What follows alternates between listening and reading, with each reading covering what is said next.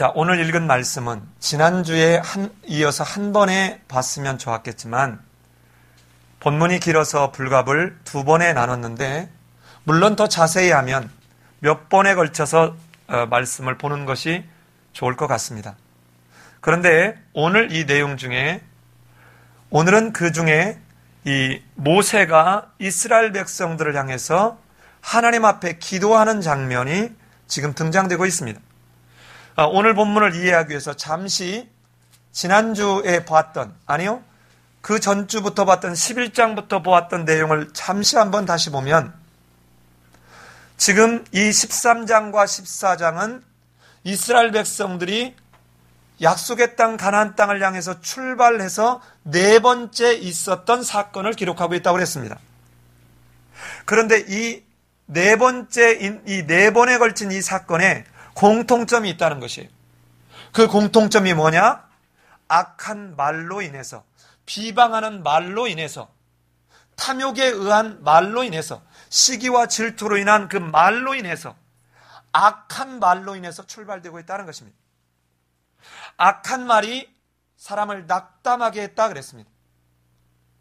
비방하는 말이, 중얼거리는 말이, 투덜대는 말이 주변에 있는 사람들을 낙담하게 했다고 그랬습니다. 낙담하니까 어떻게 해요? 신세를 한탄하면서 울었습니다. 하나님이 함께하는데도 하나님이 함께하는 걸 잃어버린 채 거기서 통곡하는 일이 발생했습니다. 그러자 신세를 한탄하면서 끝나지 않고 어떻게 합니까? 하나님을 향해서 원망합니다. 처음에는 원망하는데 나중에는 어떻게 가요? 하나님을 멸시합니다. 우리가 애굽에서 죽었다면 좋을 뻔했다. 우리가 광야에서 다 죽었으면 좋을 뻔했겠다. 이제 우리가 한 지휘관을 세우고 다시 애굽으로 돌아가자라고 하나님의 존재, 하나님의 정체성 자체를 무시해버립니다. 이건 엄청난 사건이라고 그랬습니다. 자, 그런데 지난주에 여러분 기억나십니까? 이들이 비방했다. 12장에서 미리암과 아론이 모세를 비방했다. 이 말하고 지금 여호와를 멸시한 그들을 전염병으로 치겠다 하는 이 단어가 똑같은 어근을 갖는다 그랬습니다. 악한 말, 따바르라고 하는 이 히브리 말과 지금 전염병이라고 하는 말이 같은 어근이에요. 자, 그런데 이 전염병이라는 말의 어근이 뭐냐면 부순다는 말이에요. 그런데 성경에서 뭐라고 합니까? 혀는 그 혀 밑에는 잔해가 있다. 혀는 부셔버리는, 즉 말은 부셔버리는 그럴 만큼 위험한 것이다 하는 거죠. 악한 말로 그들이 하나님을 원망하고 멸시했을 때 그것이 그들에게 어떻게 돌아왔냐면 그들을 부셔버리는 일로 지금 임하고 있다는 것입니다. 이게 지난주에 있었던 이야기입니다. 자, 이 가운데 오늘 하나님이 이렇게 하나님을 멸시하는 이들을 다 전염병으로 부셔버리겠다고 할 때 여러분, 모세가 그 전에 갈렙과 심지어는 여호수아도 돌로 치려고 하는 그 백성들을 향해서 모세가 어떻게 합니까? 하나님 앞에 기도하고 있는 장면입니다. 여러분은 그런 경험 없나요? 특히 어렸을 때 또는 중고등학교 다닐 때 내가 잘못하지 않았는데 선생님이 또는 부모가 나보고 사과하래. 형제가 싸웠는데 내가 잘못한 게 아닌데 동생이 약 올려서 쥐어박았는데 어머니 아버지는 내가 쥐어박는 것만 보고 네가 사과하래. 억울해 죽겠는데 내가 엄마 아빠 들어오기 전에 얼마나 내가 시달림을 당했는데 엄마 아빠는 그걸 모르고 네가 사과하래. 저도 큰 놈하고 작은 놈하고 싸우면 작은 놈을 야단칠 때도 있지만 훨씬 많이 큰 놈을 야단친다 것 같아요. 그런데 오늘 이 모세가 자기를 우습게 여길 뿐만 아니라 자기를 돌로 치려고 했던 그들을 향해서 같이 원망하고 같이 멸시하고 같이 저주를 퍼붓는 이게 아니라 하나님 앞에 이들을 향해서 기도하고 있는 장면입니다. 아마 제가 우리 큰아이한테 네가 사과하고 네가 품어줘라 하는 말을 할 때 이 성경 이야기를 알았으면 이것이 내가 마지못해서 하는, 내가 잘못하지 않았는데 왜 아빠는 나보고 이러라 그래? 하고는 원망의 일이 아니라 이게 특권인 것을 알게 될 텐데 말입니다. 왜 그렇습니까? 여러분, 장자는, 큰아들은 하나님이 허락해서 큰 아들이 되게 한 거예요. 둘째나 다른 아들은 아무리 똑똑하고 아무리 세상적으로 유명하게 되어도 장자의 위치에 갈 수 없습니다. 모세는 하나님의 사람이었어요. 즉 다시 말하면 하나님을 만난 자와 만나지 않은 자는 산 자와 죽은 자처럼 차이가 있습니다. 왜 모세가 억울하지 않았겠습니까? 왜 모세가 화가 안 났겠습니까? 왜 모세가 못된 놈들 다 하나님에게 저주를 받아 다 죽어버려라 이러고 싶은 마음이 왜 없었겠습니까? 그런데 그는 40년 동안 처절하게 미디안 광야에서 그 양똥, 염소똥, 소똥 나는 이 냄새나는 그 속에서 마른 막대기, 아무 희망이 없는 죽어버린 막대기에 그 냄새나는 동물들의 그 똥을 묻히는 그 지팡이를 들고 먼지 나는 구더기 속에서 40년을 살면서 그는 무엇을 느끼고 경험했을까요? 누군가가 찾아오면 너 살인자를 체포하러 온 것이냐 두려워 떨었을 것입니다. 누군가가 내게 다가오면 이제는 나를 죽이려고 온 건 아닌가, 복수하러 온 건 아닌가 하고는 떨었을지 모릅니다. 그런데 그때 이 모세에게 찾아온 분은 하나님이셨습니다. 이제 돌아가라. 돌아가서 내 백성을 이제는 네가 끌고 나와서 내 백성이 되게 하라.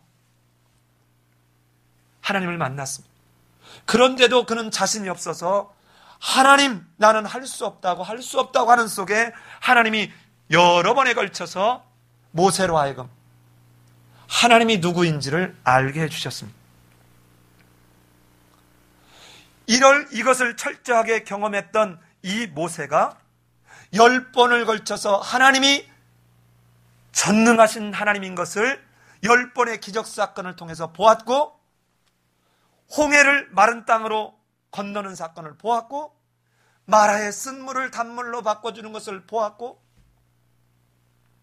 먹을 것이 없을 때 만나를 내려서 먹이시는 것을 보았고, 고기를 먹고 싶다고 할 때 메추라기를 내려서 먹여주는 것을 보았고, 마실 물이 없다고 원망할 때 바위를 쪼개서 물을 먹이시는 그 하나님을 경험했습니다.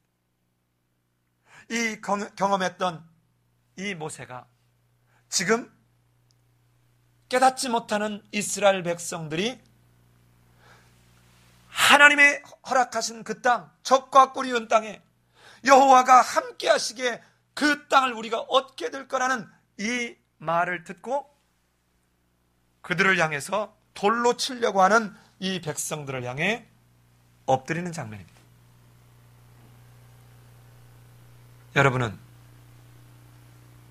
누군가가 여러분을 힘들게 합니다. 누군가가 여러분을 억울하게 합니다. 이럴 때 어떻게 하세요? 어떤 사람은 남편이 바람을 펴놓고 그 바람 피게 된 동기를 여자한테 뒤집어 씌우기도 하고, 내가 밖에서 술 먹고 돌아다니는 이유를 당신이 집에 오면 나를 행복하게 안 해주기 때문에 내가 밖에서 술 먹을 수밖에 없다라고 말하는 것이 세상에 있는 사람들의 논리입니다. 그런데 오늘 모세는 전혀 세상의 논리와는 다른 모습으로 지금 접근하고 있는데, 과연 모세가 왜 이런 기도를 할 수 있는 거냐 하는 거예요. 하나님을 만났기 때문에 그렇습니다. 하나님을 만나지 않은 사람은 피상적인 기도합니다. 하나님을 만나본 경험이 없는 사람은 형식적인 사랑을 흉내냅니다. 그냥 참는 것입니다. 그냥 견디려고 하는 것입니다. 그냥 시간의 흐름에 맡기는 것입니다. 그러나 오늘 이 모세가 기도하는 첫 번째 기도의 그 장면이 무엇입니까? 우리 15절을 같이 한번 읽어보실까요? 우리 같이 한번 15절을 읽어보십시다. 시작.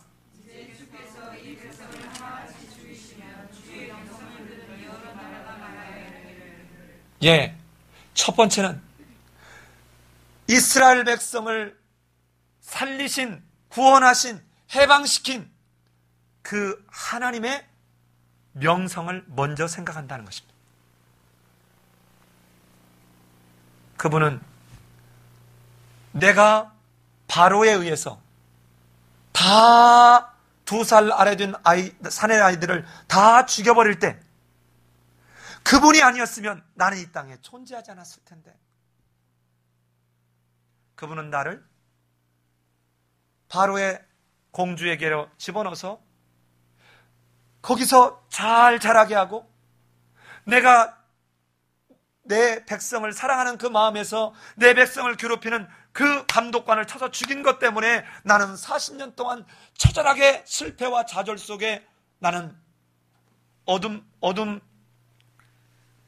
쓰라린 눈물의 시간을 보내고 있을 때 하나님이 찾아오셔서 나를 그 어둠 가운데서 불러주신 그분이, 그리고 그분은 이 말 듣지 않는 이스라엘 백성들을 오늘날 여기까지 오게 하셨는데, 그분이 누구냐? 그분은 우리를 살게 하셨고, 그분은 오늘도 우리와 함께 하시고 마침내 우리와 맺은 언약을 지키실 그분인 것을 그는 실제적으로, 인격적으로 경험했기에 그분의 영광을 먼저 생각했다는 것입니다. 여러분 앞에 엄청난 돈이 있고 엄청난 권력이 있고 엄청난 명예가 있고 엄청난 세상적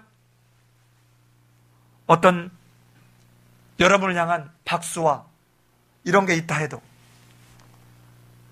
여러분이 지금 죽어서 누워있는 존재라면 이것이 무슨 의미가 있겠습니까?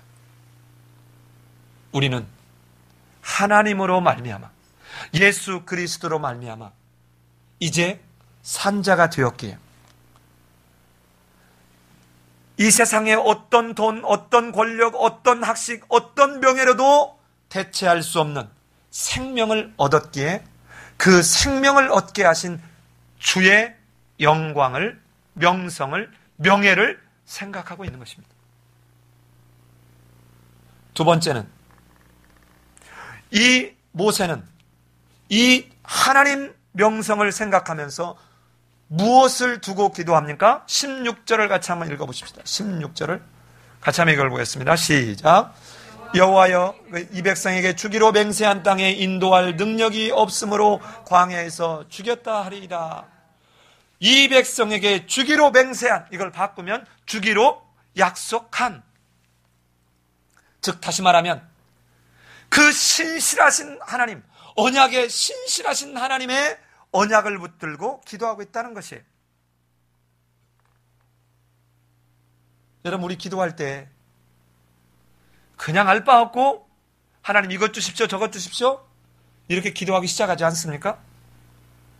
그런데 오늘 이 모세에게서 먼저 하나님의 명성이 드러날 수 있도록, 이것을 예수님은 뭐라고 했습니까? 너희는 먼저 그의 나라와 그의 의를 구하라. 그리고 난 뒤에 아버지의 뜻이 하늘에서 이룬 것 같이 땅에서도 이루어지이다. 이게 뭐예요? 하나님의 계획, 하나님의 언약, 하나님의 뜻이 이루어지기를 바라는 기도예요. 두 번째가 바로 그것입니다.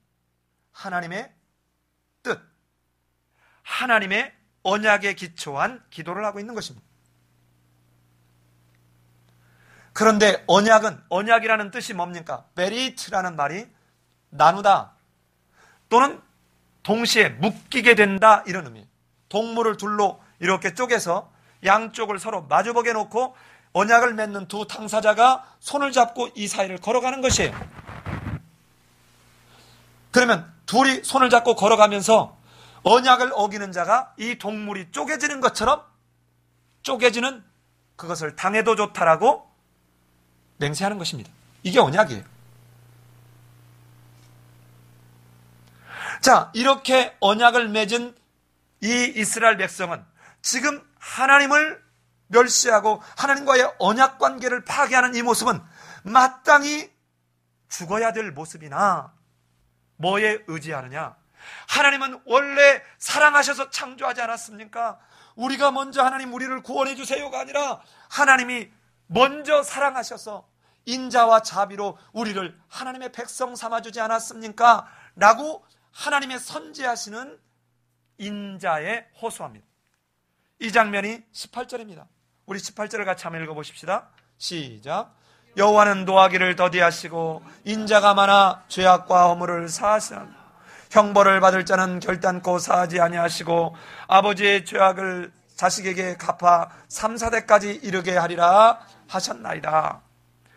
하나님의 선지하시는 그 인자하심, 하나님의 자비, 긍휼에 의지합니다.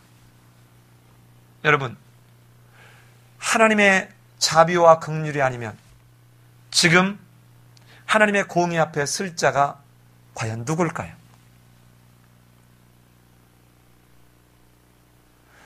내가 지금 십자가에서 죽어서 무덤에 들어가 있어야 할 존재인데 나를 지금 산자로 내게 생명을 주었다면 여러분 옆에서 나를 좀 마음 아프게 하는 것, 나를 좀 힘들게 하는 이것이 내 생명보다 더 소중할까요?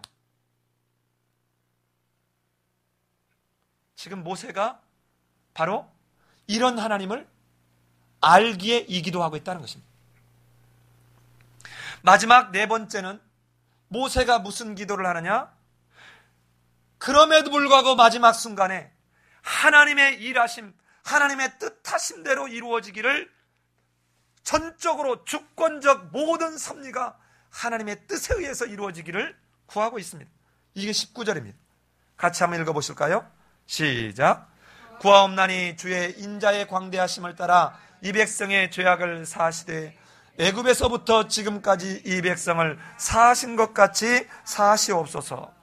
하나님의 뜻과 일하심이 하나님의 뜻에 합당하게 이루어지기를 구하고 있는 것입니다. 이 모세의 기도를 들으신 하나님이 여러분 이 앞에서 뭐라고 합니까? 미리암과 아론이 하나님이 너하고만 얘기하냐? 우리하고도 얘기한다 그랬더니 하나님이 갑자기 등장하셔서 너네 다 이리 나와. 내가 환상이나 이런 말로 선지자들하고 얘기하지만 모세하고는 그렇게 하지 않는다는 거예요. 이 모세의 말은 마치 팔짱을 같이 끼고 걸어가는 연인처럼 같이 어딘가를 여행하는 친구처럼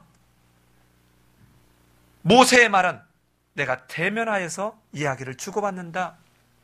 바로 이런 이 모세의 이야기가, 이 기도가 어땠는지 단적으로 하나님은 한 말씀으로 20절에서 내가 내 말대로 사하노라. 여러분, 지금 모세가 이렇게 기도할 때 정말 지금 기도해야 될 사람은 누구예요? 이스라엘 백성들인데 이스라엘 백성들은 어디에도 기도가 나타나지 않아요. 여러분, 누가 기도합니까? 누가 진짜 복의 사람이에요. 누가 진짜 하나님의 사람이에요? 악한 말로 사람을 낙담케 했던 이 사람은 기본적으로 마귀의 자식들이에요. 그러기에 하나님 앞에 엎드리지 않습니다. 그런데 하나님을 만난 하나님의 아들, 하나님의 사람은 내가 당한 이런 것들과는 견줄 수 없는 생명이 있기에 그 하나님 앞에 그를 향해서 불쌍한 마음으로 엎드리는 것입니다. 갈렙과 여호수아가 그들이 원망하는 그 말을 듣고 하나님 앞에 엎드리는 이 모습은 여러분 성경에서 엎드릴 때가 두 가지예요. 하나는 여호와의 영광이 임재할 때 두려움 속에서 엎드리고요. 두 번째는 경배할 때 엎드립니다. 그런데 재미나게도 여기에는 어떤 이 본문 속에 11장부터 14장에 이르기까지 이스라엘 백성들은 단 한 번도 하나님 앞에 엎드리는 장면이 나타나고 있지 않다는 것입니다. 자, 그러기에 그들이 말한 그 말, 이 말대로 부셔지게 하는 것입니다. 이게 전염병이에요. 하나님이 그들에게 뭔가를 하늘에서 천둥과 번개로 그들의 머리통을 깨는 이런 모습으로가 아니라 그들이 그 말로 뭐라고 했습니까? 우리가 광야에서 애굽에서 다 죽었다면 좋았겠다. 우리가 이 광야에서 다 죽었다면 좋았겠다. 너네가 한 그 말로 그대로 내가 되게끔 해주겠다 이 말이에요. 얼마나 말이 무섭습니까? 여러분, 기도라는 단어가 성경에서 동사로 팔랄이라고 하는 말이고 명사로 테필라라는 말이에요. 똑같이 동사 팔랄이라는 단어에서 출발했습니다. 그런데 이 단어가 처음 등장할 때 사람에게서 사용된 것이 아니라 하나님에게서 사용되었습니다. 우리 한번 찾아가 볼까요? 창세기 20장 7절입니다. 창세기 20장 7절입니다.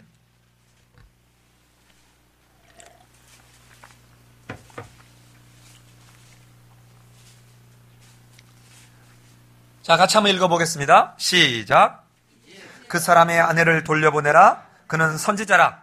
그가 너를 위하여 기도하리니 내가 살려니와 내가 돌려보내지 않으면 너와 내게 속한 자가 다 정령? 예. 자, 지금 이게 어떤 상황이냐면 아브라함이 그랄 지역에 거주했어요. 그런데 아비멜렉이 보고 사라가 되게 이뻤어요. 그래서 내가 사라가 얼마나 이뻤는지를 제가 잘 몰랐는데 내가 요즘 알아요. 왜냐하면 저랑 같이 사는 여자가 이쁘거든요. 이게 보면 사라가 무지장 이뻐했겠구나. 그러니까 사라가 얼마나 이뻤는지 이 당시에 왕이면 왕이 원하는 대로 여자를 취할 수 있어요. 자, 그런데 하나님이 현몽에서 너 그 여자 건들면 죽어. 그리고는 지금 그 대신 이 아비멜렉이 뭐라고 그래요? 네가 만약에 손대지 않으면 내가 네 태를 열어서 내가 생산하게 해주겠다, 후손을. 그리고는 지금 아브라함에게 기도를 요청하라는 것입니다. 여러분 재밌잖아요? 아니, 네가 그렇게 하면 내가 태 열어줄게. 이게 아니고 선지자가 있는데 그 선지자가 너를 위해서 기도하면 아비멜렉은 하나님 앞에 기도할 아무런 관계성이 없어요. 여러분, 이 기도라는 단어가 이스라엘의 시조인 아브라함을 통해서 처음 쓰여지고 있다는 거예요. 그런데 그것도 하나님이 기도라는 말을 하고 있다는 거예요. 그렇다면 기도는 여러분 하나님의 아들들에게 준 특권입니다. 아무나 하는 게 아니에요. 아까 악한 말을 하는 자들은 기도 자체가 불가능한 것입니다. 의미가 없는 이야기예요. 왜? 하나님과의 관계성이 없어요. 마귀의 자식이기 때문에 함께 할 수 없어요. 그런데 지금 이 아비멜렉은 세상에 속한 자예요. 마귀의 자식이에요. 지 마음대로 여자를 취하는 거예요. 이 자는 하나님에게 구해봐야 하나님하고 아무 상관이 없는 거예요. 그러기에 하나님의 아들 된 아브라함이 기도해야 되는 거예요. 그런데 우리는 그 하나님의 아들, 딸로서의 그 기도의 특권을 잘 쓰고 있습니까? 야고보서 5장에서는 뭐라고 얘기합니까? 너희가 회개하고 병 낫기를 위해서 기도하라. 의인의 기도는 병을 낫게 하는 능력이 있느니라. 자, 의인의 기도는, 의인이 누굽니까? 하나님의 아들이에요. 우리는 갈라디아서 3장 27절에서 뭐라고 해요? 예수 그리스도로 말미암아 하나님의 아들들이 되었다는 것입니다. 이 기도는 하나님이 하나님의 말씀을 받아들인 자들에게 준 하나님을 향해서 올려드리는 그 중재, 그 탄원, 그 탄식, 이것의 특권입니다. 창세기에서 이 기도라는 단어가 딱 2번 등장해요. 횟수로는 3번, 사람으로는 2번 등장합니다. 3번 중에 2번은 아브라함을 향해서 등장하고 1번은 야곱을 향해서 등장해요. 자, 오늘 성경에 있는 이 기도를 누가 할 수 있는지를 쭉 조망해 보려고 합니다. 자, 오늘 이 모세는 민수기 11장에서 여러분 다베리아의 진영에 불이 붙었을 때 백성이 모세에게 부르짖었다는 거예요. 백성들이 하나님 앞에 엎드려 기도한 게 아니라 어떻게 했다고요? 모세한테 부르짖었어요. 우리 다 죽겠다. 여러분 너무 웃기잖아요? 왜 그래요? 그들은 이미 악한 말에 의해서 하나님 앞에 나아가는 자체가 여러분 되지 않았다는 거예요. 여러분 많은 사람들이 이런 얘기 하지 않습니까? 그래, 최 교수 열심히 잘 믿어. 나중에 나는 죽을 때 최 교수 허리띠 벨트 잡고 어떻게 해볼 거야. 이런 얘기 합니다. 여러분 그게 될 것 같아요? 안 됩니다. 오늘 밤에 내 영혼을 내가 도로 찾아가면 이 모든 것이 네 것이 되겠느냐? 그날은 도적이 임함같이 임할 것이다. 자, 그런데 오늘 이 기도하는 본문은 여러분 우리가 생각할 때 모세가 이 이스라엘 백성들을 향해서 갑자기 기도한 것처럼 보이잖아요? 그런데 그렇지 않습니다. 이 모세의 기도는 생명을 거는 기도였어요.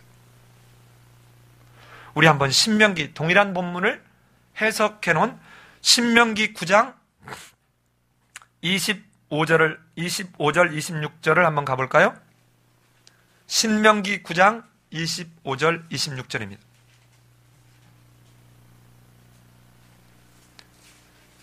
같이 한번 읽어보십시다. 시작. 그때 여호와께서 너희를 멸하겠다 하셨으므로 내가 여전히 40주야를 여호와 앞에 엎드리고 26절 여호와께 간과하여 이르되, 예, 거기까지 됐습니다. 자, 며칠 동안 기도했답니까? 40일 동안. 그런데 아마도 40일 동안 처절하게 금식하면서 기도한 것 같아요. 주야를 했다라고 얘기하고 있는 거 보면. 여러분 여기뿐만 아니라 민수기 21장에서도 백성이 모세에게 가서 얘기했을 때 우리가 여호와와 당신을 향하여 원망함으로 범죄하였사오니 여호와께 기도해달라고 부탁합니다. 자기들이 기도하지 않아요.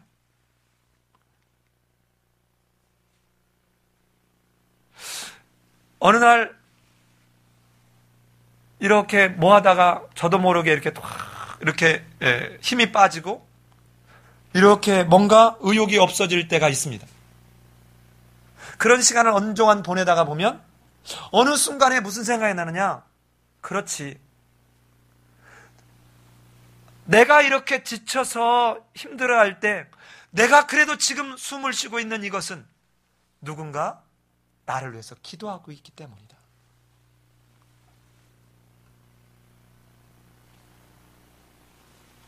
내가 모를 어떤 권사님들, 어떤 집사님들, 이런 분들이 새벽마다 가서 저를 위해서 기도하고 있다는 거예요. 뿐만 아니라 정말 중보자 되신 우리 주님이 지금 하나님의 우편 보좌에서 끊임없이 나를 위해서, 여러분을 위해서 지금 하나님 앞에 간구하고 있다는 것입니다. 참으로 재밌는 것은 창세기에서만 그런 것이 아니라 모세하고 관련된 데에서도 악한 말을 했던, 악한 행위를 했던 그 사람들이 직접 기도하는 장면이 나타나는 것이 아니라 기도해달라고 부탁하고 있다는 것이에요. 그런가 하면 에스라서를 가보니까 에스라서 10장 1절에서 에스라가 하나님의 전 앞에 엎드려 울며 기도하여 죄를 자복할 때 백성들의 죄를 자복합니다. 자기의 죄가 아니에요. 함께 이스라엘의 성전을 재건하고 이스라엘의 공동체를 재건했던 느헤미야 1장 4절로 6절에서 그는 그 이야기를 듣고 앉아서 울며 슬퍼하면서 하나님 앞에 금식하여 기도하는데 뭐라고 기도하느냐. 6절에서 종이 주의 종 이스라엘 자손을 위하여 주야로 기도하며 자기 자신을 위해서 기도하는 것이 아니라 저 성벽 쌓는 것을 그냥 무관심하게 내버려 두고 하나님의 백성으로 구별되어 있는 이 모습을 깨닫지 못하는 그 이스라엘 백성들을 위해서 지금 눈물로 슬퍼하며 기도하고 있는 거예요. 그러면서 뭐라고 기도하는가 볼까요? 이스라엘 자손의 주 앞에 범죄함을 자복하오니. 여러분 옆에서 나를 힘들게 하고 또는 내게 손해를 주었고 또는 우리 집안을 힘들게 하고 우리 공동체를 힘들게 하는 그 사람을 위해서 기도하고 있는 장면이에요. 누가 이렇게 할 수 있다는 것입니까? 하나님의 아들, 딸이 할 수 있다는 거예요. 왜냐? 내가 지금 겪는, 우리 집안이 겪는, 우리 공동체가 겪는 이것은 생명만큼 소중한 건 아니라는 걸 아는 거예요. 하나님을 만난 사람이 이렇게 할 수 있습니다. 여러분, 이러한 모습의 극치가 욥기입니다. 욥이 굉장히 부자였습니다. 너무너무 부자였어요. 그가 갖고 있는 그 짐승의 떼는 상상할 수 없을 만큼 거부였습니다. 아들, 딸도 충분히 많이 뒀어요. 저는 욥한테 제일 부러운 것 중에 하나가 아들, 딸이 많은 거예요. 저는 이 딸이 없어가지고, 예? 자, 이랬던 이 욥에게 하루아침에 그냥 멈추기 전에 계속 가서 이런 사람들이 와서 우리 거를 다 망가뜨렸습니다. 이런 사람들이 와서 망가뜨렸습니다. 그리고는 마지막에 세상에 아들들이 다 잔치하다가 그 누각이 무너져 다 죽어버렸습니다. 여기서 끝나지 않죠. 그랬더니 그 아내가 이 말을 듣고 네가 믿는 하나님 개떡이다 욕하고 나가서 죽어라. 야, 여자가 얼마나 독한지 알겠죠? 예. 그래서 여자가 한을 품으면 5년에도 서리가 내린대요. 자, 보세요. 이런 이 욥이 이렇게 고난을 받자 친구들이 와가지고 이제는 이 욥에게 야, 네가 뭔가 문제가 있으니까 이런 거야. 아니 땐 굴뚝에 연기 나겠냐? 뭔가 네가 뭔가 있는 거야. 그러니까 이제라도 신방 와갖고 지금 위로한답시고 한다는 소리가 참 힘들겠다는 건 뭔가 문제가 있겠지. 회개해봐. 자꾸 이러는 거예요. 근데 욥이 내가 완전하지는 않다만 그렇다고 내가 야, 니놈들 내가 하는데 우리 개만 또 못해. 니놈들은 우리 집에서 키우는 짐승만도 못한 걸 내가 다 한다. 근데 지금 네가 나보고 뭐라고 얘기해? 하고는 어떻게 덤비는 거예요. 그랬더니 나중에 뒤에 38장쯤 가면 하나님이 등장하죠. 그래 욥아, 내가 하늘과 땅의 기초를 놓을 때 너 어디 있었는데? 이건 너무 어렵니? 네가 지금 들 양이나 들 염소가 새끼를 어떻게 갖고 언제 베는지 너 알아? 아, 이거 창조 문제는 너무 어렵니? 내가 이 시험 보는 사람의 수준을 너무 높이 잡았나? 좀 쉽게 해볼까? 너 하마가 어떻게 하마를 제어할 수 있어?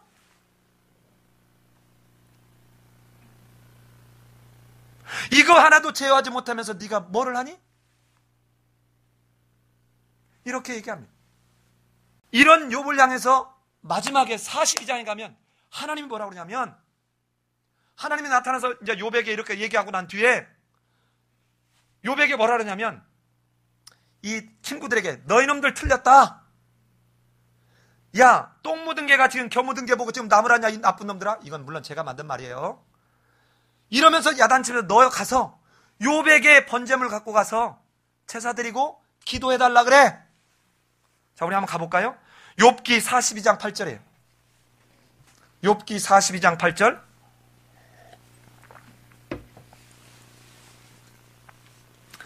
자, 같이 한번 읽습니다.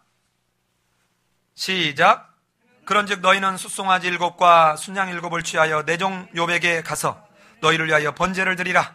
내 종 욥이 너를 위하여 기도할 것인즉 내가 그를 기쁘게 받으리니 너희의 우매한 대로 너희에게 갚지 아니하리라. 이는 너희가 나를 가리켜 말한 것이 내 종 욥의 말 같지 정당하지 못함이라. 자, 잘 보세요. 지금 이 세 친구들에게 직접 번제를 드리고 뭐 기도를 하라는 게 아니라 누구한테 기도하래요? 욥에게 기도하도록 요청하라는 거예요. 그래서 기도했더니 어떤 일이 벌어졌냐면, 기도했더니 이에 대만 사람 엘리바스와 수아 사람 빌닷과 나아마 사람 소발이 가서 여호와께서 자기들에게 명령하신 대로 행하니라. 여호와께서 누구를? 욥을 기쁘게 받으셨다는 거예요. 너무 놀랍잖아요. 그들을 받으셨다는 게 아니라 누구를 받았대요?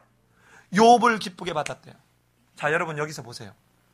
이 욥이 이렇게 기도할 수 있게 된 과정은 앞에 42장 1절로 6절에서 먼저 욥이 하나님을 만났기 때문에 그래요.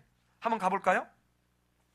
제가 한번 읽어보겠습니다. 42장 1절로 6절까지. 욥이 여호와께서 대답하여 이르시되 주께서는 못하실 일이 없사오며 무슨 계획이든지 못 이루칠 것이 없는 줄 아오니 무지한 말로 이치를 가리는 자가 누구이니까 나는 깨닫지도 못하는 일을 말하였고 스스로 알 수도 없고 헤아리기도 어려운 일을 말하였나이다. 자기가 말한 것을 지금 회개하고 있죠. 내가 말하겠사오니 주는 들으시고 내가 주께 묻겠사오니 주여 내게 알게 하옵소서. 내가 주께 대하여 귀로 듣기만 하였사오나 이제는 눈으로 주를 어떻게 한다고요? 배움나이다. 그러므로 내가 스스로 거두어드리고 티끌과 제 가운데서 뭐하나이다? 회개하나이다. 이런 과정이 있었던 이 욥에게 지금 세 친구 너희들 가서 이 욥이 너희들의 죄를 내게 중재하게 될 제사장적 역할을 하게 하는 거예요.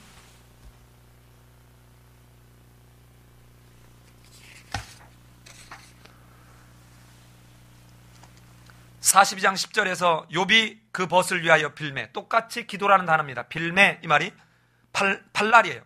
빌매, 기도함에 여호와께서 욥의 곤경을 돌이키시고 욥에게 그전 소요보다 갑절이나 주신지라. 여러분 잘 보세요. 지금 세 친구가 가서 번제물을 갖고 와서 기도해달라고 했는데 욥이 빌었더니 그들에 관한 이야기는 성경자들은 철저히 생략한 채 누구에게 복을 주었다고 나와요? 욥에게 주었다는 거예요. 여러분 진짜 복을 받는 하나님의 사람이 누굽니까?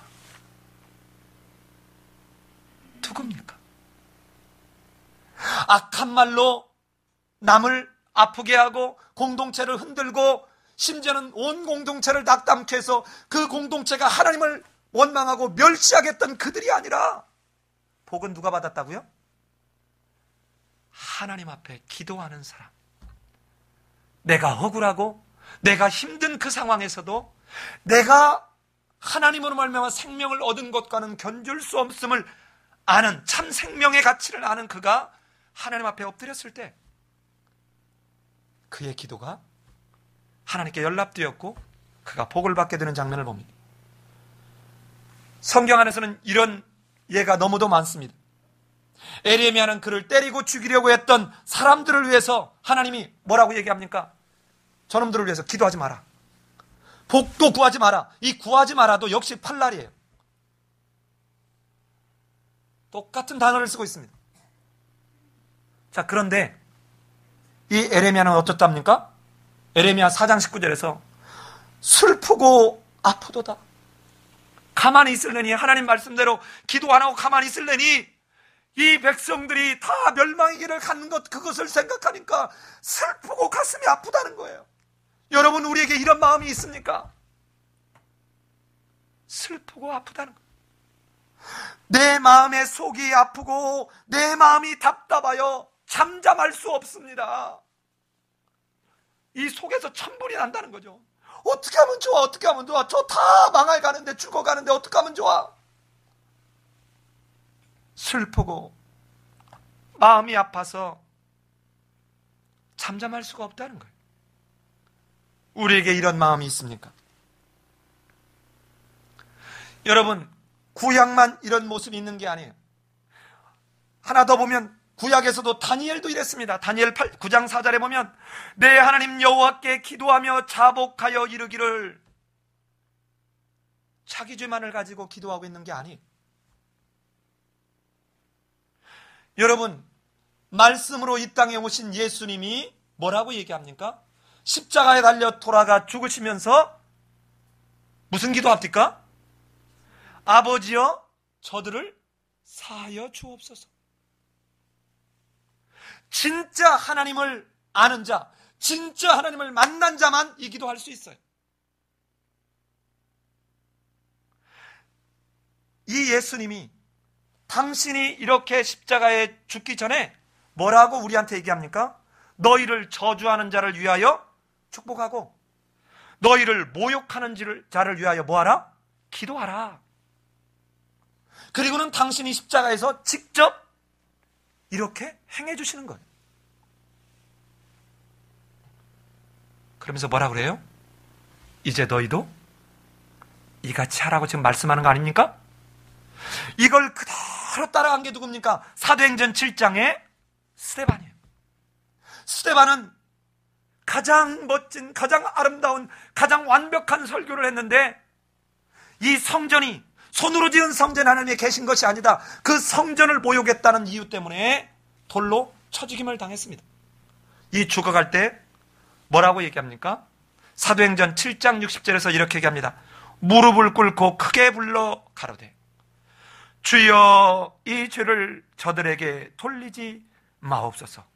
이 말을 하고 자니라.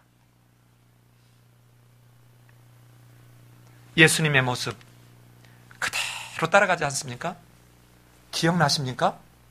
제가 마태복음 14장 설교할 때 세례 요한의 이 죽음을 여기서 얘기하고 있는 것은, 이 죽음은 곧 누구를 지금 비추고 있다고요? 예수 그리스도의 십자가의 죽음을 비추면서 이제 우리는 이 죽음은 누구를 향해서 갔어요?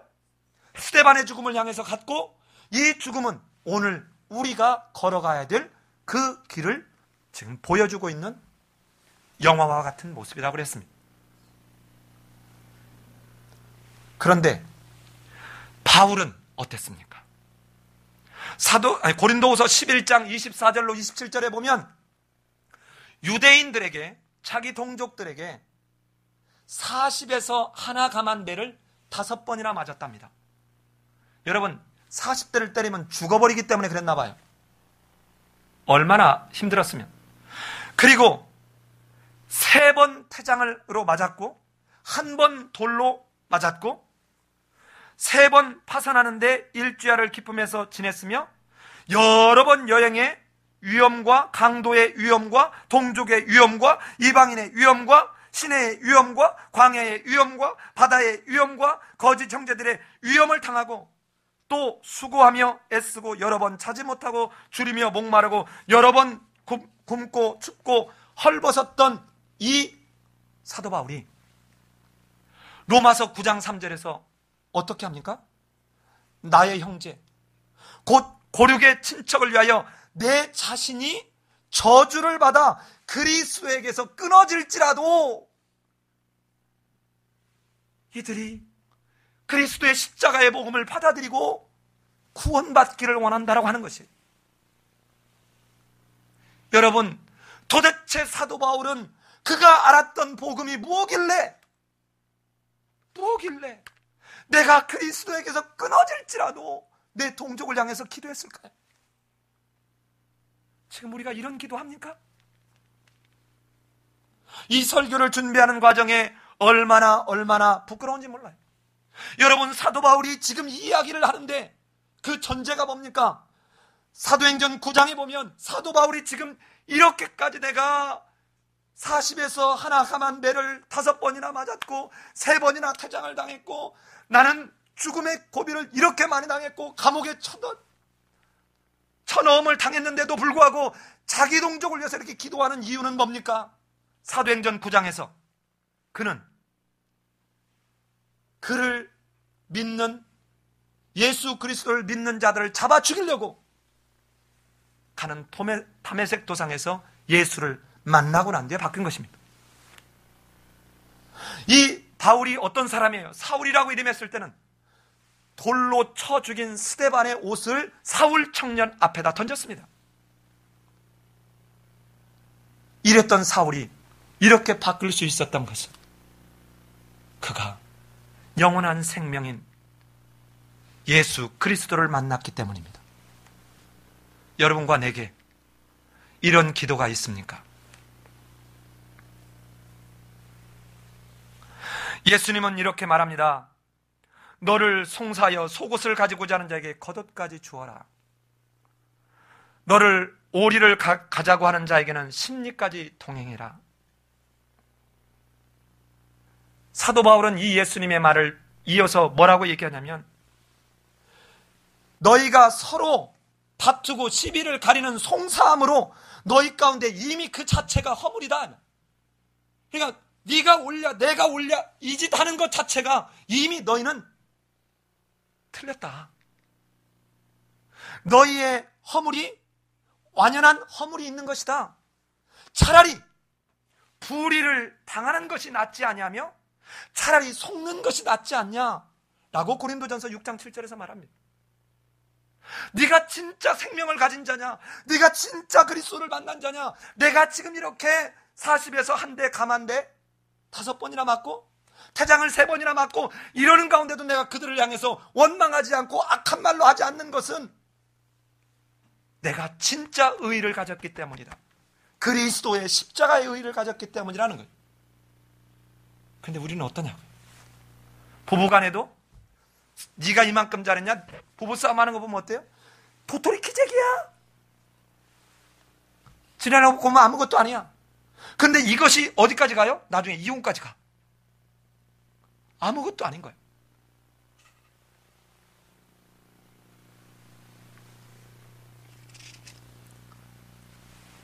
여러분, 예수님은 마태복음 5장 44절에서 이렇게 말씀합니다.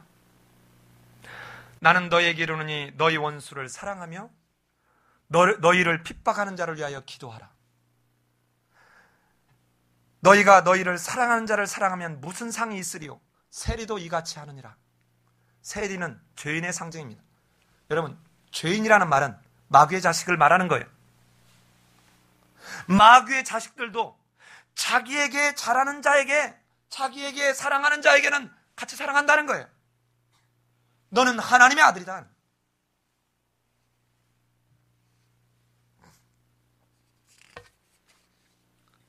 이제 오늘 말씀을 마치려고 합니다. 여러분, 출애굽기 19장 5절 6절, 베드로전서 2장 9절에서 하나님이 왜 우리를 택했답니까?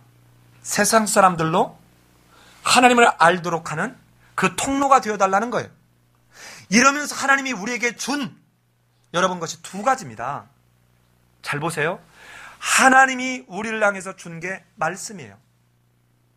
이 말씀을 듣고 그렇습니다. 하나님, 내가 그 하나님의 말씀대로 내가 순종하겠습니다. 그러나 나는 인간이라 부족할 때가 있사오니 하나님의 말씀을 따라 순종할 수 있도록 내게 감당할 만한 힘과 능력을 주옵소서 하고 그 말씀을 듣고 말씀을 내 말로 고백해서 올리는 이게 뭐예요? 기도예요. 그러니까 위아래로, 아래에서 위로예요. 하나님께서 우리에게 준 특권이 두 가지인데 그게 하나는 말씀이고 하나는 기도라는 거예요. 그러면 교회라고 하는 공동체는 뭡니까? 하나님께서 들은 말씀과 그리고 깨달은 말씀을 가지고 하나님 앞에 고백하고 도움을 청하는 이것을 가지고 이제는 옆으로 성도들이 함께 내 옆에 있는 형제, 내 옆에 있는 자매를 돕고 섬기면서 훈련함으로 세상 속에 하나님의 아들들이 어떤지를 경험하도록 해주는 그것을 훈련하는 이게 공동체예요. 이게 교회예요. 그래서 여러분 예배를 잘 봐요. 예배의 순서가 뭐예요? 잘 봅시다. 찬양이 있고 기도가 있고 설교가 있고 헌금이 있고 축도가 있죠. 그죠? 그렇죠? 자 보십시다. 찬양이 뭡니까? 하나님의 말씀에 대한 깨달음, 하나님의 말씀에 대한 깨달음에 곡조를 붙인 거예요. 이게 뭐예요? 기도예요. 기도. 찬양이 내나 기도입니다. 헌금이 뭡니까? 내가 하나님에게서 얻은 그 하나님이 내게 생명을 주셨고 내게 직업을 주신 내 생사화복이 하나님의 주권 가운데 있다는 신앙 고백의 표현이 헌금이에요. 잘 보세요. 이것 또한 뭡니까? 하나님 앞에 내가 고백하는 모습이에요. 축도는 뭐예요? 이제 하나님의 말씀을 들은 이들이 세상으로 지금 보내지는 거예요.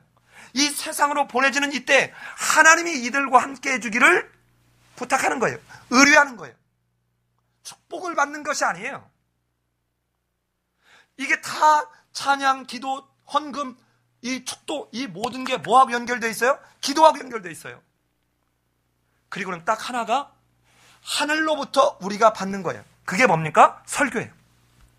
하늘로부터 받은 말씀 받기 전에 기도로 하나님 앞에 구하고 하나님 말씀 듣고 내 신앙 고백으로 물질 드리고 그 다음에 세상 속으로 파송되는 모습이에요. 교회 안에서 기도 모임, 구역 모임에서는 뭐합니까? 성도 안에서 성도가 어떠해야 되는지를 사랑하고 섬기는 이것을 훈련하고 연습해서 세상 속에 나가는 거예요. 이게 예배예요.